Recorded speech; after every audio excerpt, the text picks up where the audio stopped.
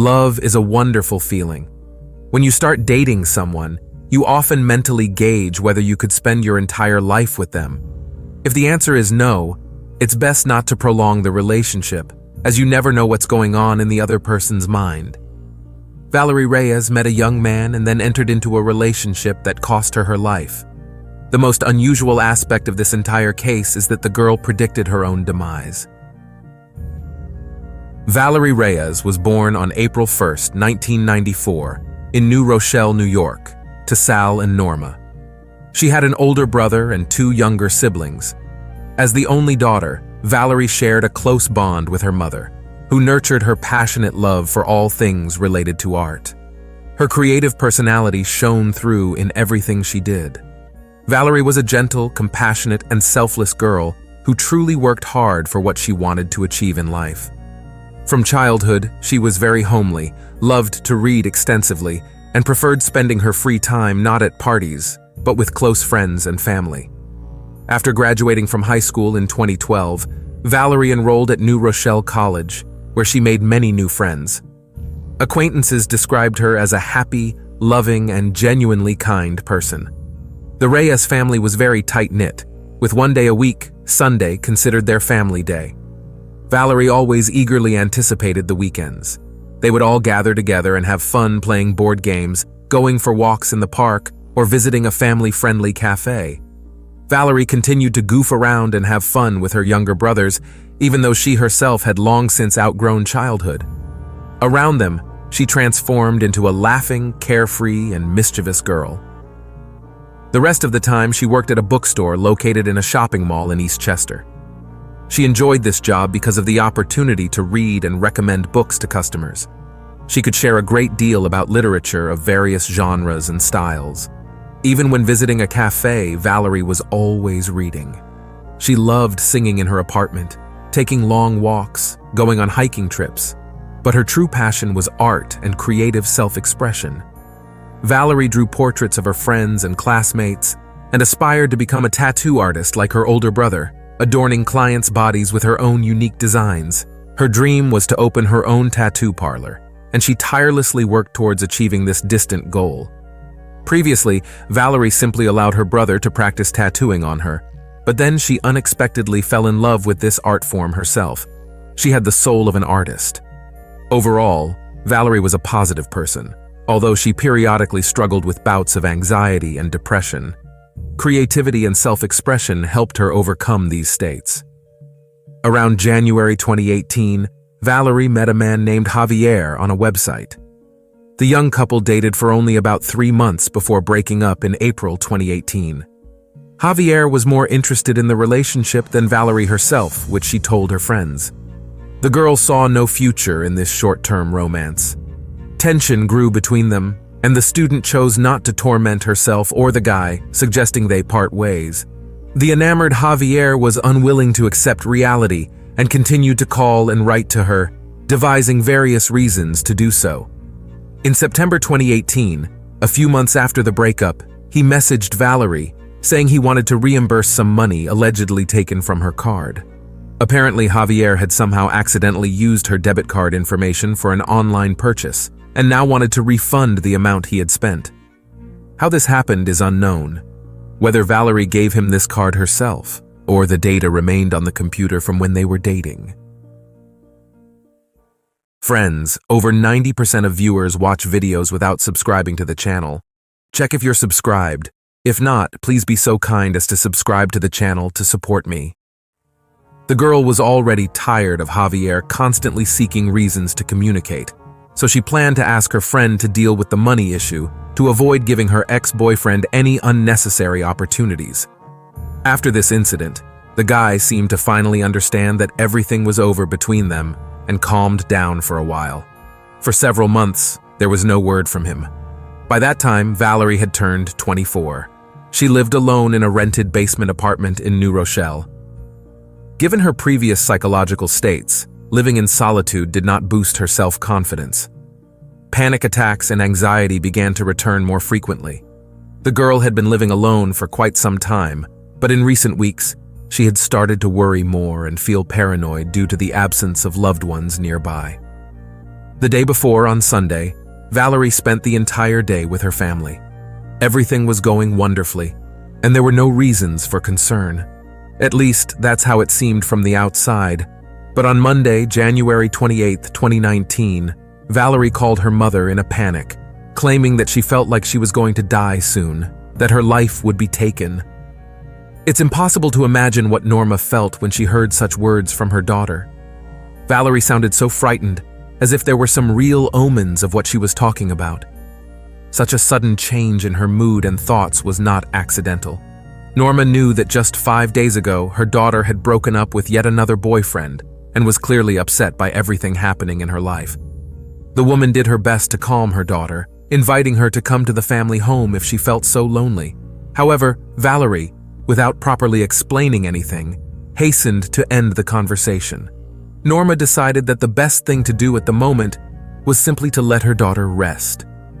In any case, they planned to meet the next day and go shopping together, so she wished Valerie all the best, said a few encouraging words, and, amid the daily hustle and bustle, put the conversation out of her mind.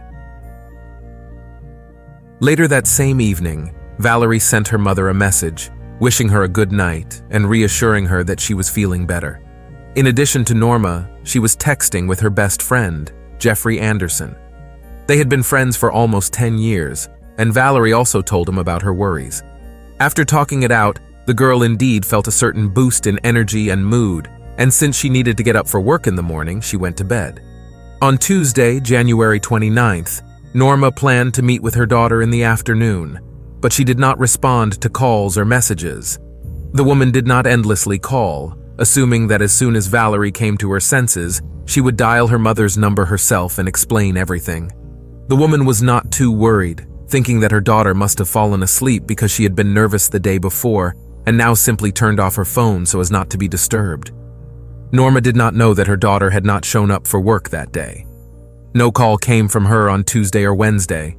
The girl did not respond to friends or relatives and missed another shift at the bookstore. Skipping workdays without any explanation was not at all in Valerie's character, so the department management also thoroughly tried to reach the girl. That's when Norma remembered how on Monday night, her daughter was experiencing some strange anxiety about her own life. The mother began to suspect that something odd was happening. All calls were now being forwarded directly to voicemail, and when the woman found out that her daughter had not shown up at the bookstore for 2 days, she became genuinely frightened. After the parents reported Valerie's disappearance to the New Rochelle Police Department, photographs of the girl and a description of her distinguishing features were distributed throughout the area. Such hasty actions were the result of several recent attacks on women in the vicinity where Valerie lived, which ended quite dismally. The first thing the police did was visit Valerie's apartment, where they found no signs of a struggle or break-in, but everywhere there were noticeable random tiny specks of blood on the pillowcases, in the toilet, and on the bathroom floor. This did not arouse any suspicions, as the smallest splatters could have remained after cutting a small frame while brushing teeth, or perhaps the girl had started bleeding. The detectives were alerted by something else. Valerie's phone, iPad, wallet, some of her clothes, and a small pillow were missing from the apartment. The first thing that came to the investigators' minds was that the girl had run away. Perhaps she had gotten involved in something criminal or was hiding from someone. That's how the police reasoned. But the parents categorically disagreed with this assumption. They were 100% sure that Valerie would have notified them of her departure in any case. She would never have just left, making them worry about her. Norma told the police about her daughter's anxious thoughts before her disappearance. The girl believed that someone wanted her dead. Now the woman was berating herself for not properly questioning Valerie about the origin of such thoughts in her head. She thought it might be somehow related to her daughter's personal life and the recent breakup. Therefore, Valerie's ex-boyfriend, whom she had broken up with a few days earlier, was the first to come under suspicion. However, the guy was soon excluded from the list because he actively participated in the search for his girlfriend and had an alibi. Over the next few days, the police, along with the Reyes family and friends of the missing girl, turned to social media users for help. and the response was immediate. One of Valerie's friends reported seeing her near the New Rochelle train station a couple of days ago. The student was wearing a dark green coat, black jeans, and black shoes. Another message claimed that Valerie was spotted in Manhattan. Others said they had encountered a similar-looking girl in one of the city's bars. The police checked each lead and found that none of these statements were true. To understand where the young girl could have actually gone, the police decided to track the activity on her bank account. Soon they discovered that money had been withdrawn from Valerie's debit card at several ATMs in New Rochelle, totaling over $10,000. The police requested surveillance camera footage from the bank at the ATMs, but it would take time to verify the girl's movement pattern that morning. In one of the recordings, detectives found a girl matching Valerie's description. She was caught on a surveillance camera near the bank early in the morning of January 30th. The footage was shown to her mother, Norma, who confirmed that the stranger did indeed resemble her daughter in some way, and a seed of hope sprouted in the mother's heart. Photos of the girl were posted in the media with a request to report any known details about her whereabouts. It was also mentioned that Valerie had recently been suffering from anxiety and depression. Despite numerous public appeals, no new information on the case was received. The police had absolutely no leads in the Valerie Reyes case for a week, and on February 5th, 2019, she was found. A group of workers in Greenwich, Connecticut around 8 a.m. were performing routine road work in a wooded area about 10 miles from Valerie's home. One of them noticed a red-orange suitcase several meters from the main road. This suitcase looked suspicious. It was lying in a forested area and did not resemble an old, worn-out item that had been discarded as unnecessary. Moreover, it was clearly not empty. One of the workers' curiosity got the better of reason. He approached the suitcase with the intention of opening it and looking inside. When the man unzipped it, he was immediately turned inside out by the terrible smell seeping out. The other workers immediately dialed the police station. When the investigative team arrived at the scene, they opened the suitcase and found the body of a young woman inside.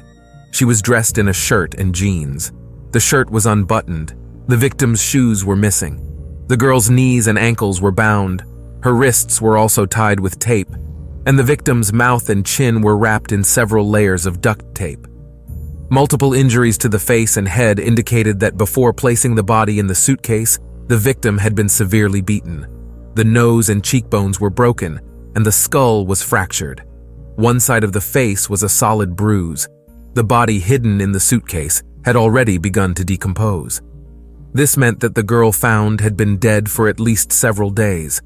The body was sent to the forensic laboratory, and the next day it was established that the cause of death was strangulation. To confirm the identity of the deceased, Valerie's father and older brother were invited to the morgue.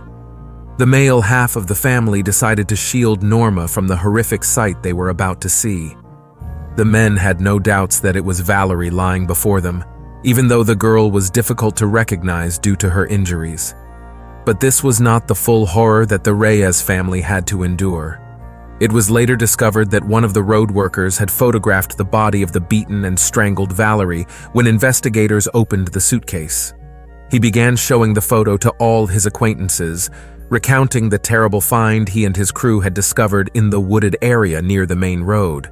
This person clearly did not think that the picture would sooner or later reach those who knew the victim. The worst that could be expected happened. The image of Valerie Reyes nearly made it to the media because this worker called the editorial office of a news magazine and offered to publish the crime scene photo. The Department of Public Works, where this man worked upon learning of the situation, sent him on administrative leave while they investigated the incident. In the end, they had to make a public apology for the thoughtless and insensitive behavior of their employee, although at that point it was the last thing Valerie's family needed. After Valerie was declared missing, the police tracked her banking activity. It was discovered that the first cash withdrawal occurred on January 29th around 5 a.m., just a few hours after Valerie's conversation with her mother. Detectives managed to find footage from a surveillance camera at one of the ATMs, showing a man dressed in black pants and a black hooded sweatshirt, completely covering his face, withdrawing the money. The ATM surveillance camera also captured his vehicle. Using the license plate number, they were able to track down the owner of the car. It turned out that the Honda vehicle had been rented for only 2 days, January 28th and 29, and it was rented by none other than Valerie's ex-boyfriend, Javier, whom she had dated for only 3 months and had broken up with last year. Over the next few days, after the girl's disappearance, he made several more cash withdrawals from Valerie's bank card. So who exactly is Javier? Javier Enrico de Chilo Rojas was born on January 3, 1995. He was originally from Venezuela and held dual citizenship with Portugal. In 2017, he moved to the United States using a special document that allowed residents from a very small list of countries to stay in the US for 90 days without an official visa. At that time, Venezuela was in a state of economic and financial crisis. The crisis led to hyperinflation and a shortage of vital goods in the country, such as food and medicine, and also contributed to rising unemployment. Nearly 8 million Venezuelan refugees flocked to neighboring countries where the government granted them temporary residence. Javier was one of the refugees who decided to radically change his life. When the 90 days of visa-free residence in the US expired, he did not want to return to his homeland, so he remained in the country illegally. Javier lived in Flushing, New York, and frequently changed his fields of activity. First, he worked for a cleaning company, then as a barista, and then as a cook and waiter in a fast food restaurant. All the time spent in the US, Javier kept a low profile and tried not to draw attention to himself. Friends considered him a kind, thoughtful guy who was always ready to help. In January 2018, Javier unexpectedly fell in love with a girl from a dating site. It was Valerie Reyes. He did everything to make her notice him. When it happened, Javier was ready to shout about his feelings to the whole world, wrote a lot about Valerie on social media, and from the first meeting, he was prepared never to part with his beloved again. But it turned out that Valerie was not ready for a serious relationship. When Javier suggested that the girl move in together to live as one family, he only pushed her away from him. Valerie understood that her boyfriend wanted much more from this relationship, but she herself was in no hurry to tie her life to a man. She had huge plans for the future, and marriage did not yet fit into them. Valerie quickly grew tired of Javier's constant presence and decided to end the relationship. However, the guy was not going to give up his beloved so easily and continued to call several times a day and send dozens of text messages. Valerie even had to block his access in all messengers and social networks. Norma, Valerie's mother, knew about her daughter's relationship with Javier. The woman got the impression that the guy liked to control everything and, if desired, could easily stoop to manipulation, and that's what happened. Once he used the death of his mother from cancer to make Valerie feel sorry for him and agree to a meeting. The mother's illness was never confirmed. It is possible that he was ready to do anything to get the girl back. Even with such dubious manipulations, Javier did not take no for an answer. Their actual relationship lasted less time than the period he pursued Valerie, using a variety of methods for meetings. The guy made the last attempt in September 2018, when he once again tried to contact Valerie about using her debit card data. The girl directly told him that she did not want to have anything to do with him and sent her friend to meet him. After this incident, Javier did not appear in Valerie's life, but was it the calm before the storm? Or did he really realize the futility of his attempts to get closer? This was now to be found out by the detectives handling Valerie's case. On February 11, 2019, Javier was arrested at his rented apartment in Flushing, New York. During the interrogation, he gave several reasons why he used Valerie's debit card and withdrew money. At first, he claimed that he found her wallet on a street in Manhattan. Inside were cards and a piece of paper with the PIN code for the debit card. Javier insisted that he had not seen Valerie for about a year and was not even in the area where she lived. When the police provided the guy with evidence that he had rented a car and its location was easy to determine, Javier immediately changed his story. Now he claimed that he was near his ex-girlfriend's house, but did not see her. Admittedly, he was forced to confess by the photographs of Valerie's body in the suitcase shown by the investigator. Apparently, he still had some warm feelings for Valerie, but his story was still far from the truth. Javier said that in fact, on the evening of January 28th, he was communicating with Valerie. The young man went to her apartment and committed the last act of passion. Although they had not seen each other for several months before that, the meeting was very stormy. They were having such a good time together that they didn't notice how they fell off the bed. Valerie fell to the floor and hit her head so hard that she stopped reacting to anything at all. At first, Javier tried to bring the girl to her senses, but she did not regain consciousness in any way, and he panicked. Then he taped her mouth shut so that Valerie would not start screaming at the most inopportune moment. He tied her hands and feet and stuffed her into a suitcase. After that, he got rid of it by throwing it into a wooded area. The police took Javier's DNA and were able to match it with a DNA sample found on the suitcase handle, as well as with a substance found under the girl's fingernails. However, the ex-boyfriend's story did not match the evidence that detectives had discovered by this time. Firstly, all of Valerie's acquaintances and friends unanimously assured that Valerie did not want to have anything to do with Javier, so she would never have voluntarily made love to him. Secondly, the forensic examination showed that the girl died of suffocation inside the suitcase due to several layers of tape wrapped around her face. If Javier's story had been true and the guy was really scared, then it is unclear why it was necessary to tie up the dead body, as he claimed, and then cold-bloodedly take the bank cards and withdraw all the accumulated funds. The young man explained his behavior by saying that he deliberately made himself visible on the ATM camera recordings so that the police would catch him sooner. After what happened, he could not forgive himself and was waiting for retribution. Here, a legitimate question arose as to why not just go to the police and confess. Given Valerie's mental state and the last conversation with her mother, it is unlikely that the girl would have wanted to make love with Javier when he suddenly appeared in her apartment that night. Why did she have multiple injuries on her face that could not be obtained from a fall? All these facts completely refuted Javier's version, but the detectives could not determine the motive that forced him to deliberately take the life of the girl whose affection he had sought for so long. In the end, the investigators came up with a possible motive for Javier's actions. Don't forget to subscribe to the channel if you like this video. It's really important.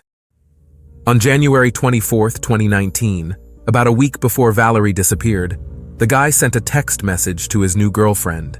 He complained to her that he caught his ex in his own bed with a neighbor, but this was not true, as Valerie would never have gone to Javier's house on her own. Most likely, the guy found out that Valerie had a new boyfriend. He stalked Valerie, considering her his own property, and the appearance of a rival on the horizon infuriated the young man.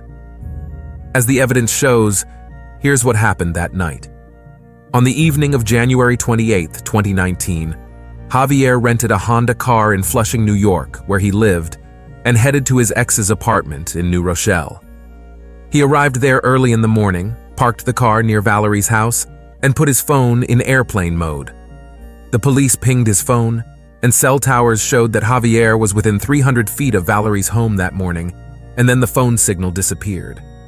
It is unknown whether Valerie let him into the apartment or if he forced his way inside. But soon after, an argument broke out between them. Javier's DNA was found in swabs taken from Valerie's chest and genitals. This DNA, along with the sample extracted from under the victim's fingernails, indicated intimate contact. Sexual intercourse did indeed take place between them, but apparently it was not completed by mutual consent, as Javier claimed. Most likely Valerie resisted as much as she could, and as a result of the struggle, scratched the attacker. The violent argument and resistance led to the girl sustaining a head injury, numerous bruises on her face, and a broken nose. When she lost consciousness from the pain, Javier wrapped her mouth and chin with several layers of tape, tied her legs and hands, and then stuffed her into a red-orange suitcase. They had bought this suitcase for a joint trip when they first started dating. Valerie was still alive when the rejected boyfriend decided to get rid of her. She suffocated from the multiple layers of tape around her mouth and chin. Her nose was broken as a result of the attack, so she simply had nothing to breathe with. After the suitcase was moved to the trunk of the rented car, Javier returned to the girl's apartment and cleaned up as best he could. That's why the police found so little evidence there. Driving away from the house, he unlocked Valerie's phone with her fingerprint and checked all the records. He was interested in who she had been communicating with after breaking up with him, but even more, he needed her bank card information. Valerie, deprived of the remaining oxygen, could no longer resist. Upon reaching Greenwich, Connecticut, Javier threw the suitcase in a secluded section of the highway, hidden from prying eyes by trees. He did this without even knowing whether Valerie was alive or dead. On the way back home, he used the girl's phone to access her banking information and then disposed of it by throwing it off a bridge into a river. Then Javier stopped at several different ATMs to withdraw money. In addition to Valerie's mobile phone from her apartment, he took her iPad and one of the pillows. Later, the young man exchanged the tablet for a new monitor for his computer. So, judging by Javier's actions, after committing the crime, he was not tormented by remorse. On February 12, 2019, Javier Enrico Docilo Rojas was charged with kidnapping resulting in death. For this crime, he faced the death penalty or life imprisonment. It took some time to bring the case to trial. Javier's defense tried to portray him as a victim, hoping that the judge would remove the death penalty from the agenda. The lawyers argued that this was the guy's first crime, committed out of jealousy. Prior to this, he had a reputation as a decent person, with no previous criminal record. His refugee status also played into the hands of the defense team. He had to leave a country that was falling apart, abandon college, and flee Venezuela. Javier arrived in the US with only $600 in his pocket. He experienced depression due to separation from loved ones and got involved with illegal substances. He was a broken man who sincerely regretted his actions and understood the horrifying nature of his behavior. Fortunately for him, the lawyers reached a plea agreement, and on February 5, 2020, Javier Enrique Docilo Rojas pleaded guilty to kidnapping Valerie Reyes and actions that led to the girl's death. In court, he fully repented and said that he would never forgive himself for what he had done, and he did not even dare to beg the Reyes family for forgiveness, knowing that he did not deserve it. When Norma, Valerie's mother, took the floor and expressed in words the pain she felt at losing her daughter in her prime, Javier could not hold back his tears. He quietly sobbed in the defendant's dock.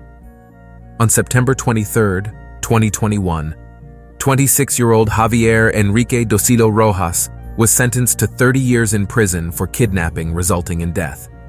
Due to the fact that he was in the United States illegally, he will be deported back to Venezuela as soon as his sentence expires. Valerie Reyes brought joy and happiness to everyone around her. The tragic death of this girl caused a wave of outrage throughout the community in which she lived her short life. Jealousy, cruelty, greed for money, all the criminal's actions do not seem accidental, committed under the influence of emotions. They were calculated too precisely. Javier knew he was going to harm Valerie even before he entered her apartment.